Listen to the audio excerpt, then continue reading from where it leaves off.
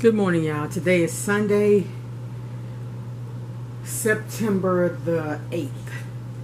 So, I wanted to bring y'all this message I read this morning. And it says, storms of our own making. It's from Jonah 1 through 2 and 10. We all experience what could be called storms of life. They come in various forms, such as relational, financial, emotional, physical, and spiritual. Sometimes they are even the result of our own foolish choices.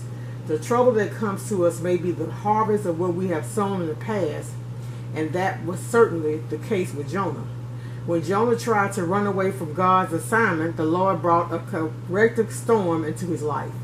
And because he loves us, he will similarly disrupt our plans when we insist on going our own way instead of submitting to his will. God's storms get our attention. Storms disrupt our normal routine in such a way that we stop to consider what God is doing in our lives. It humbles us. The Lord challenges our pride and self-reliance so we realize that we are not in charge and can do nothing apart from him.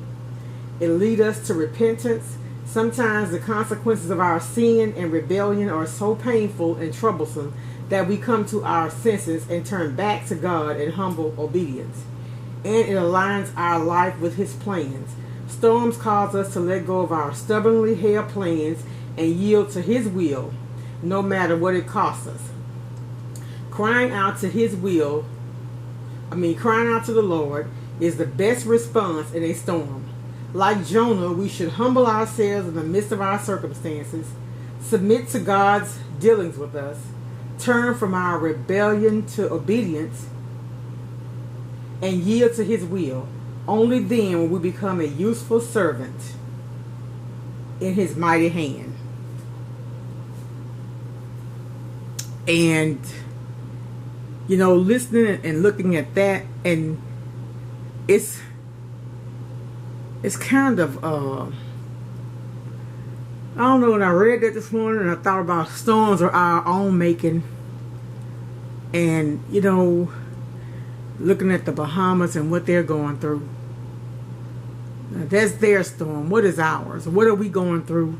And what, in the storms that we're going through in our personal lives, how did we make them? So that's something to make you reflect on your own life. That's why I love Dr. Charles Stanley. I haven't ever met him personally, but he seems like such a humble spirit, and his word is like God speaking to you. It always makes you think, and my pastor's like that, and I always try to, I don't know, I'm not an I'm not an arrogant person, and I don't like arrogance. And when I find a pastor, a leader who has a humble spirit and speaks straight from the word, I connect.